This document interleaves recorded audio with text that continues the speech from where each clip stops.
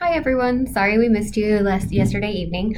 This is a quick recap of session 4 from the ESL tutor training at Wellesley Free Library. The objectives of the session were to be able to identify different methods of lesson planning, including structure and activities, to describe the function of at least 10 methods of assessment.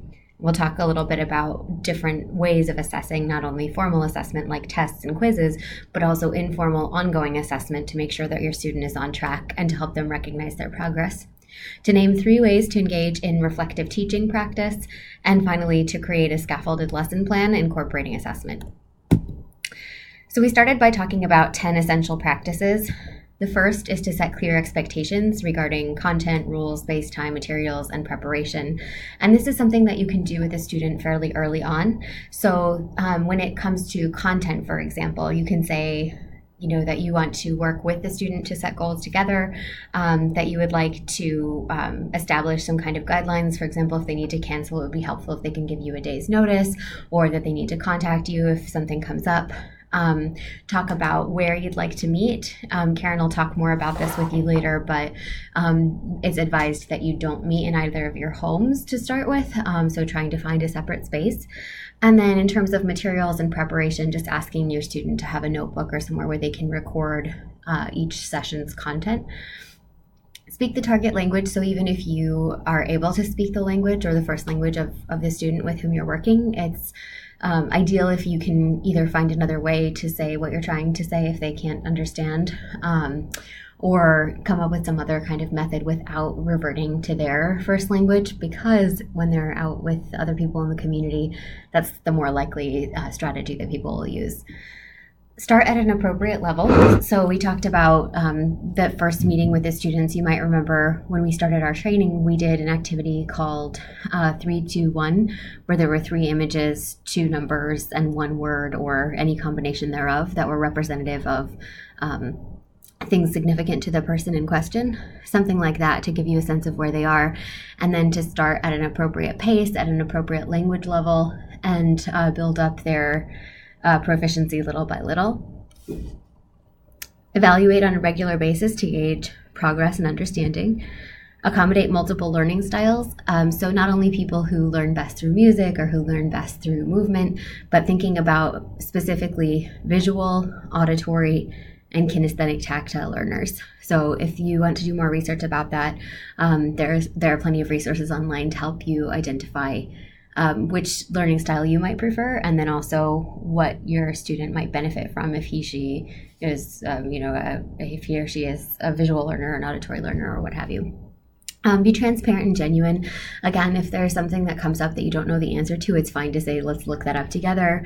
If for some reason there's a topic of conversation that's uncomfortable for you as the tutor, or you sense that there's some kind of a cultural difference in how appropriate the content is, then certainly say that. For example, if someone asks about your salary, in some places that's a perfectly acceptable thing to ask about, but in the US, the cultural norm is not to discuss finances with people outside of perhaps one's immediate family. So just explaining that you may be the only point of contact they have to talk about those things. So that is something to take into consideration. 7, scaffold. So again, we talked about starting from the very basic and giving opportunities to practice in a controlled way, and then with a little more freedom, and then finally in the context that might most closely mimic authentic use. Later on in this session, we'll talk a little bit about how to develop a lesson plan that takes into account all of these phases. Try to draw on the student's background knowledge. Again, if you know what interests them, that can be really helpful, but wherever you're starting, try to get a sense of what they already know. So if, for example, you're talking about grocery shopping, it may not be necessary to start with all of the food vocabulary because possibly they already know all of that, but what they're struggling with is something transactional, like, do you have anything more recently prepared or whatever. Model what you're asking for. So if you want a student to produce something correctly, it's a good idea to give them a few examples first so that they have a pattern to follow. And finally, celebrate success. Sometimes, especially because language is such an ongoing process, we can forget to acknowledge when progress is made. So it's really helpful for students to have somebody to say, oh, I've noticed that you've become much more accurate in telling past stories, or, you're doing really well with this pronunciation focus. I can tell that you're really concentrating. Certainly, with adult learners, as with anyone, you don't want to overpraise or to sound insincere, but it is important to mark success. And assessment is one way to do that. Giving students an opportunity to see what they've achieved can be really helpful. So, talking about assessment, a lot of people, when we say assessment, they immediately think test or something formal, scary, intimidating, meant to quantify knowledge or ability. But when we think about assessment in terms of how it can serve language acquisition, we can think first of it being an ongoing process. Before we move on to something more complex, we want to make sure that students have mastered the basics. So, for example, if you want a student to be able to recount past events, like if they witnessed an accident or if they just want to talk about what they did last week, they're going to need to be able to express verbs in the past tense. But before they can produce a full summary, last week I did X, Y, and Z, they're going to need to be able to put verbs in the past. So they might know the verb walk, but they might not know necessarily that regular verbs add ed, so walked. Or they might know all the regular verbs, but they might have trouble with irregular verbs, like sit in the past would be sat. So mastering that change of verb before putting it back into the context of sentences, and then before putting all those sentences together to be a paragraph, you want to check at each phase that the student has actually acquired what they need to in order to get that. For someone who is here for a more professional reason, there are some students who are in graduate school or who want to start their own business or who are trying to go into real estate. And in those cases, you might be able to think of a lot of different scenarios, of somebody who might be introducing themselves to an investor or who might be presenting their product. And in that case, you might decide that you want to try and help that person build a portfolio so that they also have something to refer back to whenever they're engaging in those types of conversations. And finally, make sure that what you're assessing is actually language, because sometimes the content knowledge can be problematic. If someone were to ask me, how does a computer work exactly? It's not that I wouldn't be able to tell them more or less, but I don't have a lot of content knowledge in that area. So it's not a problem with language, it's that I don't know the content. Same thing if you ask someone to repeat a story to you, like if you say, I'm going to tell you this for listening comprehension, and then I want you to tell the story back to me. Make sure that what you're assessing is really language and not retention, because it could be that the student understands perfectly but has poor recall. So just make sure that what you're assessing is what you've been working on. Some assessment principles are that it should contribute to rather than interrupting learning. So you want every assessment task to be kind of an additional practice. However, I think it's useful to be transparent with students and tell them what it is that you're doing and why. It should be multimodal or accessible to all learning styles. So if you find that your student responds really well to writing things down, or maybe responds better to a listening task, work with whatever's best for them. Mimic authentic interactions as closely as possible. So again, if, for example, you have someone who's trying to learn how to communicate with their doctor, it's not enough that they are able to ask all the questions. You might also want to give them some possible answers, because if they can only ask but not understand the answer, then it's not really a fruitful conversation, right? Because they want to be able to get that information.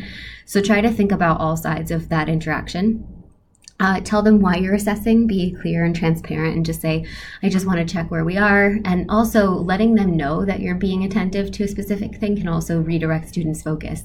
If you're assessing without telling them, they might not necessarily be putting all of their concentration into it. And finally, it should be timely and responsive. So again, don't wait until the end of the lesson to check something, because they may have missed something very basic at the beginning and you might not catch it unless you actually take a moment to see where their progress is. So instead of asking, do you understand?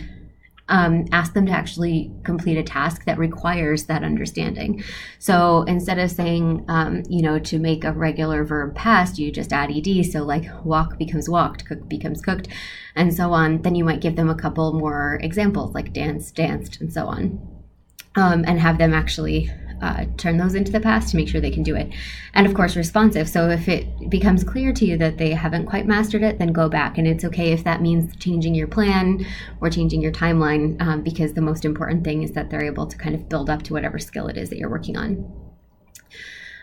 When you first meet your student or when you're first starting a new topic, it's a good idea to recognize and activate prior knowledge. So try to figure out what they know and what they don't know. Brainstorming, word clouds, asking for specific tasks can all be a great way to figure this out.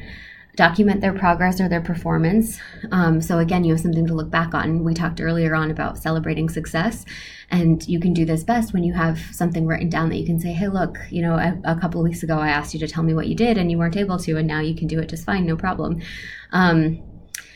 Assess reading, writing, speaking, and listening in proportion to how often you work on these skills. Again, most of the students are coming because they want to work on their conversational skills, and they may have some need for reading and writing, but they may be focused more on speaking and listening. So try to make sure that your assessment or your assessment is speaking and listening centric, if that's what you're covering. For study skills, if you have a student who has a notebook, keeping an error log, modeling note taking for them, if you notice that they're not really writing down the things that are going to help them remember, you might, give them a sense of what to write, encourage them to use dates and so on.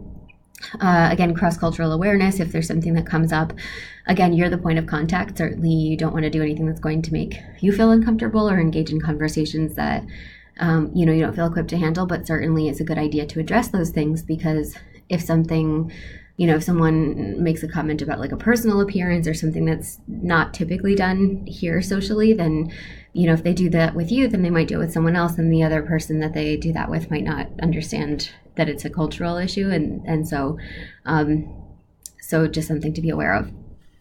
And then use non-threatening, clear, and familiar language. So like instead of saying we're going to have a test, more like we're going to check in. And instead of seeing what you got wrong and what you get right, maybe something along the lines of what you're already doing well and where we need some improvement or some areas we can work on.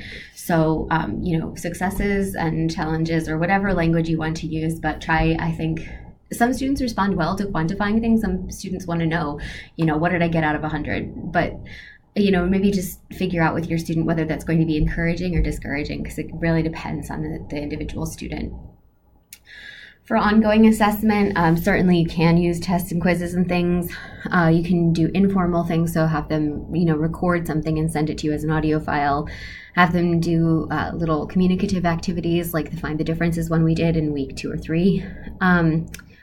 Again, try and scaffold it to build authentic use, should be in proportion to content, and finally in service of lesson objectives. So, if you're working towards being able to tell a story in the past for an entire lesson, then certainly your assessment task shouldn't be like, okay, and now tell me what you're going to do tomorrow, because that's a completely different topic, even though it might seem related in terms of, chronologically that's the next logical step, but certainly we want to stay with what we've got. Okay, and finally to consolidate learning, so you assess at the end to consolidate learning, to quantify and celebrate achievement, to identify areas for continued improvement, and with explicit relevance to larger personal or programmatic goals. And then I want to show you quickly, we went through a sample lesson planning format, which you can find on page 38 of your binder. It looks like this. So you start with your objective, which we worked on during week 1, right? Goal setting. So by the end of this session, the student should be able to. And I'm going to give you an example of a student. Let's call her Xiaoli. And Xiaoli is a mom who wants to be able to talk about her children's routines. So she wants, just to chat with the other parents when she picks her kids up from school. So by the end of the session, Xiaoli will be able to say what her son and daughter do on a weekly basis. Motivation. This phase of the instructional sequence is to present the topic in a way that prepares participants and sparks interest. So here I might have Xiaoli make a little circle for Gao and a little circle for Shu, her 2 kids. So then Gao is athletic and, like soccer or whatever. Shu plays the violin and does ballet. And then, so she kind of brainstorms the things she wants to mention about her kids. Information. We'll show the basic sentence structure, maybe give an example here. So I might say, my mother works at a hospital, or my father drives 20 miles to work each day. And then I would say, now let's do an example. You told me Gao is athletic, so what sport does he play? Gao plays soccer. Does your daughter do any sports? Yes, she does ballet. Practice something like putting like 3 sentences for each student together or for each child together, and then the application would be make a little grid. On Sunday she does this, Monday this, Tuesday this, and so on, so that she can talk through the entire week with all of her child's activities. This is for visual, auditory, kinesthetic, and tactile learners, and you can figure out if you're going to need any additional materials. Hope this helps. Take care.